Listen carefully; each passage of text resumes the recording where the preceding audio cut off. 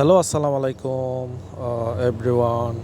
আজকে একটা আপনাদের কাছে কাহিনী শেয়ার করার জন্য আসলাম। বাহারাইন পোস্ট অফিসে আমি গত ২ মাস আগে পাসপোর্ট রিনিউ করার জন্য গেছিলাম। সো এখানে পাসপোর্টটা জমা দেওয়ার পরে তারা আমাকে ২ মাসের টাইম দেয়। ২ মাস পরে আমার পাসপোর্টটা আসবে। সো তাদের এখানে আমি একটা নাম্বার দিই, ওই নাম্বারে তারা টেক্সট করবে বলছে, কল দিবে বলছে। সো আমার যখন ২ মাস ওভার হয়ে গেছে, ওই নাম্বারে আমার কোনো কল আসে না, টেক্সটও আসে না। তো আমার পাসপোর্টটা আসছে কিনা আমি এখনও জানি না। সো আমার টেনশন হচ্ছিল, চিন্তা হচ্ছিল আমার পাসপোর্টটা কেন আসতেছে না। ও, তো আমার বাহারাইনে একটা বন্ধু ড্রাইভ করে। ওই বন্ধুকে আমি বললাম, বন্ধু আমার একটা পাসপোর্ট জমা দিছি পোস্ট অফিসে, এখনও আসতেছে না।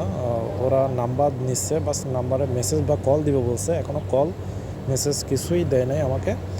সো আমার বন্ধুটা বলছে, আচ্ছা ঠিক আছে আমি গিয়ে চেক করতেছি, তুই টেনশন করিস না।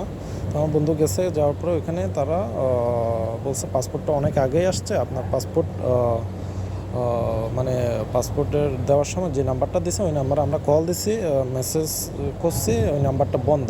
তো আমি বলছি আমার নাম্বারটা বন্ধ থাকবে কেন, আমার নাম্বার তো খোলাই আছে। আমার নাম্বার তো ট্যাক্স কল আসার কথা।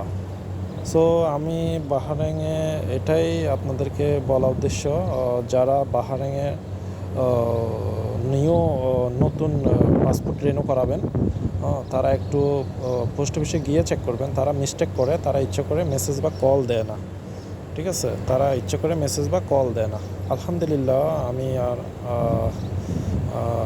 আমার পাসপোর্টটা হাতে পাইলাম আল্লাহর রহমতে। আলহামদুলিল্লাহ আমার পাসপোর্টটা হাতে পাইছি। ইনশাআল্লাহ সবাই সাপোর্ট করবেন, পাশে থাকবেন। আর বাই বাই, আল্লাহ হাফেজ।